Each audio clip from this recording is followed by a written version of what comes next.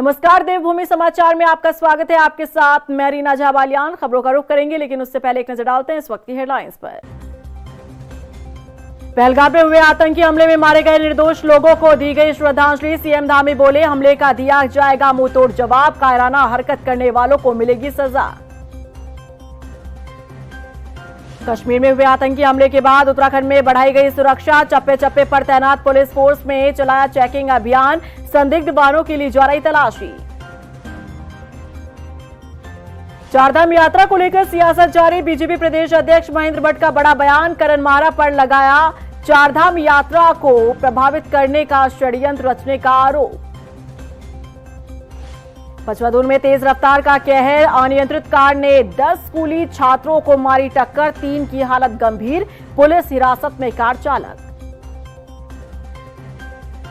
चलिए अब बुलेटिन की शुरुआत कर लेते हैं। जम्मू कश्मीर के पहलगाम में हुए आतंकी हमले पर सीएम आवास में मौन रखकर हमले में मारे गए निर्दोष लोगों को श्रद्धांजलि अर्पित की गई। मुख्यमंत्री ने हमले में अपने प्रियजनों को खोने वाले परिवारों के प्रति गहरी संवेदना व्यक्त करते हुए कहा कि कायराना हमला केवल निर्दोष लोगों पर नहीं, बल्कि हमारे देश की संस्कृति, शांति और मानवता के मूल्यों पर हुआ है। इस हमले का मुंहतोड़ जवाब दिया जाएगा और दोषियों को बख्शा नहीं जाएगा।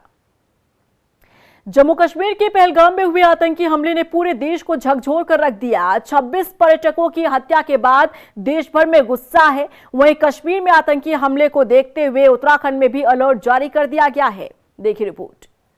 कश्मीर में आतंकी हमले के बाद उत्तराखंड में अलर्ट जारी। प्रदेश में बढ़ाई गई सुरक्षा व्यवस्था, पुलिस चला रही चेकिंग अभियान। जम्मू कश्मीर पहलगाम में आतंकी हमले के बाद अब उत्तराखंड में अलर्ट जारी कर दिया गया है। बता दें कि कश्मीर में आतंकी हमले में 26 निर्दोष पर्यटकों की मौत के बाद देश भर में गुस्सा है और केंद्र से लेकर राज्यों तक सुरक्षा एजेंसियां अलर्ट पर है। उत्तराखंड में भी इस आतंकी हमले के बाद हाई अलर्ट घोषित कर दिया गया। देहरादून, हरिद्वार और ऋषिकेश जैसे प्रमुख शहरों में देर रात तक पुलिस ने सघन चेकिंग अभियान चलाया। राजधानी देहरादून में पुलिस ने सुरक्षा व्यवस्था को युद्ध स्तर पर मजबूत किया। Border area, railway station, ISBT, Ghantaghar, बाजार और भीड़-भाड़ वाले क्षेत्रों में पुलिस की तैनाती की गई। देहरादून की सीमाओं से लेकर शहर की गलियों तक हर वाहन और व्यक्ति की गहन तलाशी ली जा रही है। देहरादून के एसएसपी अजय सिंह खुद देर रात तक चेकिंग पॉइंट पर मौजूद रहे और सुरक्षा इंतजामों की समीक्षा की। उन्होंने पुलिस कर्मियों को सतर्कता बरतने और संदिग्धों पर कड़ी नजर रखने के निर्देश दिए हैं। कल एक जो संवेदनशील प्रकरण प्रकाश में आया था, जिसमें काफ़ी निर्दोष लोगों की हत्या हुई थी, इसको देखते हुए राज्य भर में श्रीमान पुलिस महानिदेशक महोदय द्वारा भी अलर्ट जारी किया गया था। इसको देखते हुए राजधानी देहरादून में भी संवेदनशील स्थानों पर जो है चेकिंग अभियान भी चलाया गया। सभी अधिकारीगण भी इस चेकिंग में रहे।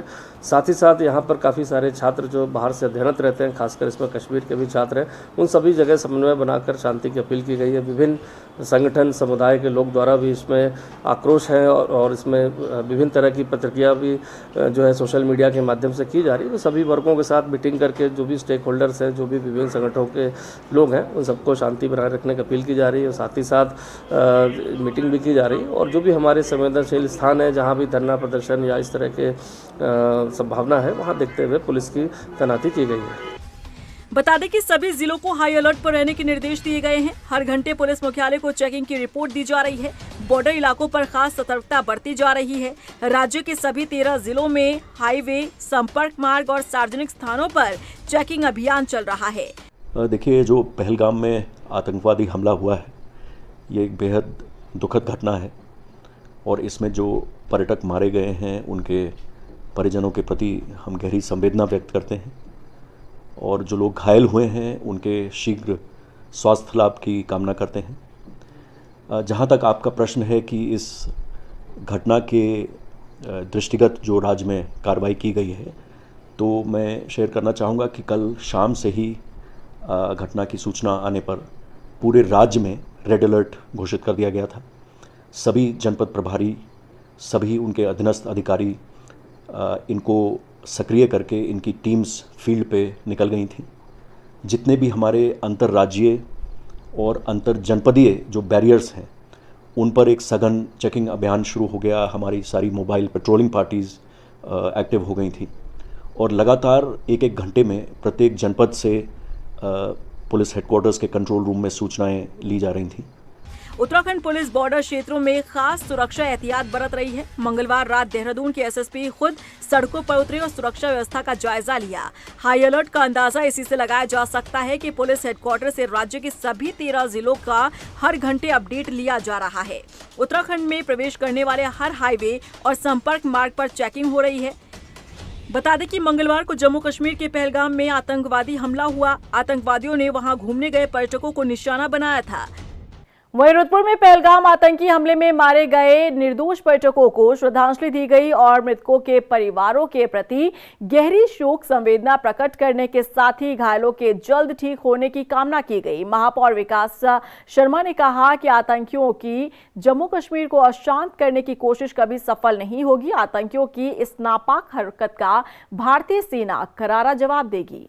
और जिस प्रकार से उन्होंने नियत थे लोगों पर और पुलिस की गणवेश में, और सबसे बात की धर्म पूछकर उन्होंने हत्या की है, ये बहुत ही निंदनीय है। और कहीं ना कहीं आज आतंकवाद भी मैं कहूँगा कि मोदी जी के सामने घुटने टेक चुका है। आपने देखा किस प्रकार से कश्मीरियों ने दुख बनाया इस घटना का। वहाँ के जो व्यापारी हैं, जो वहाँ काम करते हैं, वहाँ के मजदूर हैं, उन्होंने भी इस घटना के प्रति बहुत रोष व्यक्त किया। मैं वहाँ के विधायक को देख रहा था, वो रो रहे थे, क्योंकि जिस प्रकार से धारा 370 हटने के बाद कश्मीर के अंदर एक डेवलपमेंट शुरू हुआ था, वो वहाँ के लोगों ने पसंद किया। वहीं पहलगाम में आतंकी हमले को लेकर उत्तराखंड में भी नाराजगी देखने को मिल रही है। घटना के विरोध में बार एसोसिएशन के अध्यक्ष मनमोहन कंडवाल समेत तमाम अधिवक्ताओं ने आतंकवादियों के खिलाफ नारेबाजी करते हुए रैली निकाली और उनके खिलाफ सख्त कार्रवाई की मांग की। जिस तरीके से ये घटना हुई है, हम इसकी निंदा करते हैं और हमारे अंदर एक आक्रोश है, पूरे हिंदुस्तान के नागरिकों के अंदर एक आक्रोश आया कि ये क्यों इस तरीके की घटनाएं हुई हैं और क्या पाकिस्तान का निश्चित तौर पे इसमें हाथ होगा, क्योंकि AK-47 वगैरह जिस तरीके से हम टीवी में देख रहे थे, तो ये कहाँ से इनके पास आई? क्या हमारे जो वो उसका फेलियर रहा, ये जो इंटेलिजेंस वाले हैं उनका फेलियर था, क्या था? और पूरा बार एसोसिएशन देहरादून का अधिवक्ता समुदाय उन परिवार के साथ खड़ा है जिनके परिवार को किसी ने खोया है। और हमारा तो जबकि संविधान में यह है कि हम तो हर एक की पैरवी करेंगे, पर लेकिन अगर देहरादून में भी कोई इस तरीके से आतंकवादी पकड़ा जाता है तो हम उसकी पैरवी नहीं करेंगे। ये हमने ये भी निर्णय लिया है, क्योंकि ये घटना किसी के साथ भी हो सकती है और इस तरीके की कायरपूर्ण घटना कहूँगा। इस तरीके के जो दुर्दांत हत्यारे हैं, ये आतंकवादी हैं, इनको तो निश्चित तौर पे फांसी की सज़ा होनी चाहिए। वहीं रुड़की में बीजेपी और हिंदू जागरण मंच के कार्यकर्ताओं ने आतंकवाद और ममता सरकार के खिलाफ प्रदर्शन करते हुए दोनों का पुतला दहन कर विरोध जताया। लंढौरा में बीजेपी और हिंदू जागरण मंच के कार्यकर्ताओं ने पहलगाम में हुए आतंकी हमले को कायराना और शर्मनाक बताते हुए घटना की निंदा की है। वहीं प्रदर्शनकारियों ने बंगाल के मुर्शिदाबाद में हिंदुओं के खिलाफ हो रहे अत्याचारों पर केंद्र सरकार से राष्ट्रपति शासन लगाने की भी मांग की है। जैसे कल पहलगाम में हुआ, 28 हिंदुओं को 20 हिंदुओं को निकालकर धर्म पूछ के उनको गोली मार दी गई, और यही काम बंगाल में ममता सरकार कर रही है। वहाँ हिंदुओं पर अत्याचार हो रही है, लोग पलायन कर रहे हैं। हम लोगों का दिल बहुत दुखा आज यहाँ अपने एरिया में। हम लोगों ने इसलिए आज ममता सरकार को याद दिलाने के लिए, आतंकवाद को रोकने के लिए सरकार के पक्ष में हम यहाँ धरना पर आतंकवाद का पुतला, ममता सरकार का पुतला जलाया। ये जिस तरीके से आप देख रहे हैं कि बांग्लादेश में ममता बनर्जी और उनके जो सहायक हैं भारत के लिए हिंदुओं पर अत्याचार कर रहे हैं, तो ये अत्याचार अब भारत नहीं सहेगा, मोदी सरकार नहीं सहेगी। और सभी सरकारों से मिलजुल कर मेरा अनुरोध है कि आतंकवाद का विरोध करें। वहीं लोहाघाट में भी पहलगाम हमले को लेकर लोगों में आक्रोश देखने को मिला। बीजेपी कार्यकर्ताओं और लोगों ने पहले तो आतंकी हमले में मारे गए लोगों की आत्मा की शांति के लिए मौन रखा, उसके बाद आतंकवाद और पाकिस्तान का पुतला दहन किया। इस दौरान पाकिस्तान मुर्दाबाद के नारे लगाए। दुखद और कायरतापूर्ण हमले के लिए हम उनकी कड़ी निंदा करते हैं। इस अपरी घटना से पूरे देश में एक भय का माहौल पैदा हुआ है। निश्चित ही सरकार इसके ऊपर त्वरित कार्रवाई करेगी और ऐसे जनमानस के लिए जो ऐसा भय का माहौल पैदा हुआ है, आशा करते हैं तुरंत उन अपराधियों को पकड़ा जाए और शांति का एक माहौल देश में हो, यही हम सरकार से अपेक्षा करते हैं। कितने देख रहे हैं? ये बहुत ही निंदनीय घटना है। जैसा कि आतंकवाद जो कि जाति नाम पूछकर हमला कर रहे थे, ये बहुत ही अशोभनीय घटना है और इसकी पूरा देश इसकी निंदा कर। चारधाम यात्रा को लेकर बीजेपी प्रदेश अध्यक्ष महेंद्र भट्ट ने करण माहरा पर बड़ा आरोप लगाया है। महेंद्र भट्ट का कहना है कि कांग्रेस प्रदेश अध्यक्ष करण माहरा ने यात्रा को प्रभावित करने के लिए अभी से ही षड्यंत्र रचना शुरू कर दिया है। देखिए रिपोर्ट। महेंद्र भट्ट का करण माहरा पर बड़ा आरोप, चारधाम यात्रा को प्रभावित करने की कोशिश, करण माहरा पर लगाया षड्यंत्र रचने का आरोप। 30 अप्रैल से चारधाम यात्रा की शुरुआत होने जा रही है, लेकिन उससे पहले ही इस मुद्दे पर सियासत गरमाती दिख रही है। बीजेपी प्रदेश अध्यक्ष महेंद्र भट्ट ने कांग्रेस प्रदेश अध्यक्ष पर चारधाम यात्रा को लेकर बड़ा आरोप लगाया है। महेंद्र भट्ट का कहना है कि प्रदेश में चारधाम यात्रा को प्रभावित करने के लिए करण माहरा अभी से ही षड्यंत्र रचने लगे हैं। सुनिए। कांग्रेस प्रदेश अध्यक्ष इस बात से चिंतित हैं कि संख्या क्यों बढ़ रही है, तो मैं इस बात को इस रूप में लेता हूं कि उत्तराखंड की यात्रा को प्रभावित करने का अभी से षड्यंत्र उन्होंने प्रारंभ कर दिया है। पिछली बार भी चारों धाम की यात्रा विघटित हो, चारों धाम में यात्री उस रूप में जिस रूप में आते हैं नहाएं, इसके लिए एक षड्यंत्र काम वो शुरू कर रहे हैं। लेकिन अब जनता समझ चुकी है, कांग्रेस के जो मिथ्या विषय होते हैं, झूठे विषय होते हैं, उनसे जनता जागरूक है। यात्री बड़ी संख्या में आएगा। हर यात्री की हर प्रकार की सुरक्षा की जिम्मेवारी, सुविधा की जिम्मेवारी इस सरकार की है, उसके और सरकार आगे बढ़ रही है।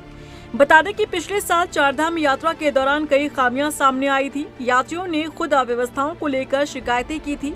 श्रद्धालुओं की एकाएक बढ़ती भीड़ को देखते हुए यात्रा को बीच में भी रोकना पड़ा था। हालांकि पिछली गलतियों से सीख लेते हुए इस बार शासन प्रशासन तैयारियों में कोई कमी नहीं छोड़ना चाहता, लेकिन विपक्ष बार बार सत्ता पक्ष को चारधाम यात्रा में सामने आई कमियों की याद दिला रहा है, जिस पर बीजेपी प्रदेश अध्यक्ष महेंद्र भट्ट ने कांग्रेस प्रदेश अध्यक्ष करण माहरा पर ही यात्रा को प्रभावित करने के लिए षड्यंत्र रचने का बड़ा आरोप लगा दिया है। पचवादून के सेराकोई क्षेत्र में बुधवार दोपहर एक दर्दनाक हादसा हो गया। हादसे में देहरादून पांवटा साहिब राष्ट्रीय राजमार्ग से निगम रोड की ओर आ रही एक तेज रफ्तार कार ने स्कूली छात्रों को रौंद डाला, जिसमें 10 छात्र छात्राएं घायल हुए हैं, जिनमें से 3 की हालत गंभीर बताई जा रही है। हादसे के बाद मौके पर अफरा तफरी मच गई और सूचना के बाद मौके पर पहुंची पुलिस टीम ने घायल छात्रों को अस्पताल में भर्ती कराया। वहीं थाना प्रभारी पीडी भट्ट ने बताया कि कार चालक को हिरासत में ले लिया गया है। गर्मियों के दिनों में अक्सर तापमान बढ़ने और धूप के कारण त्वचा को नुकसान होता है, जिसके चलते अस्पतालों में भी स्किन के मरीजों की भीड़ देखने को मिलती है। ऐसा ही हाल दून मेडिकल कॉलेज अस्पताल में देखने को मिल रहा है, जहां त्वचा के मरीजों की संख्या में इजाफा देखने को मिल रहा है। त्वचा रोग विशेषज्ञ डॉक्टर आस्था पंत ने बताया कि सामान्य दिनों में 150 तक मरीज देखने को मिलते हैं, लेकिन आजकल त्वचा के मरीजों की संख्या में इजाफा हुआ है।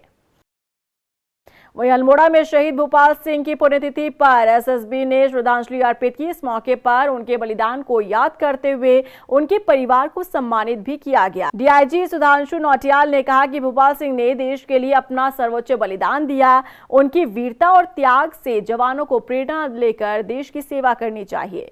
ये बताना चाहूँगा कि हमारे साथी शहीद भूपाल सिंह जो बाल्टा गाँव के ही हैं, यहीं के रहने वाले थे, उनका वो वीरगति को प्राप्त हुए थे आज ही के दिन 23 अप्रैल 2009 में असम में कर्तव्य के निर्वहन में।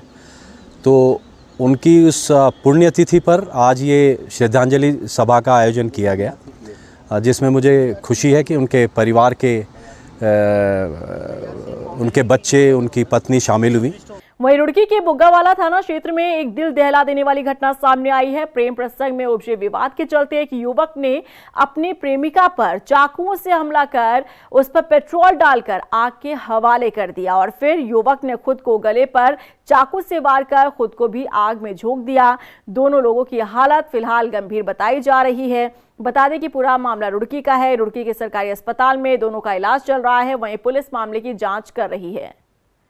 रुड़की के भगवानपुर थाना क्षेत्र के गांव खेड़ी शिकोपुर में 2 पक्षों के बीच विवाद इतना बढ़ा कि व्यक्ति की मौत हो गई। मृतक पक्ष का आरोप है कि पुलिस ने उनके झगड़े की तहरीर तक नहीं ली, जिसके बाद विवाद इतना बढ़ा कि एक व्यक्ति की मौत हो गई। वहीं मौके पर पहुंची पुलिस ने शव को पोस्टमार्टम के लिए भेजा और मामले की जांच शुरू कर दी है। भाई हूँ जिसकी मैयत हो गई, जिसे अन्नू ने सामने मारा है। वजह यह है हम पहले अन्नू के साथ ही थे, अब हम भारतीय जनता पार्टी में आ गए। हमें कांग्रेस की है कुछ दुश्मनी हुआ है, यूँ कहते हैं कि तुम कांग्रेस के साथ जुड़ो, हम जब तुम्हारी वो करेंगे। कुछ वोट के चक्कर में है ये दुश्मनी उन्होंने अन्नू अतेसाम। और इसी के साथ फिलहाल इस बुलेटिन में बस इतना ही, लेकिन चलते चलते एक नजर डालते हैं इस वक्त की हेडलाइंस पर। पहलगाम में हुए आतंकी हमले में मारे गए निर्दोष लोगों को दी गई श्रद्धांजलि। सीएम धामी बोले हमले का दिया जाएगा मुंहतोड़ जवाब, कायराना हरकत करने वालों को मिलेगी सजा। कश्मीर में हुए आतंकी हमले के बाद उत्तराखंड में बढ़ाई गई सुरक्षा, चप्पे चप्पे पर तैनात पुलिस फोर्स में चलाया चेकिंग अभियान, संदिग्ध वाहनों के लिए जा रही तलाशी।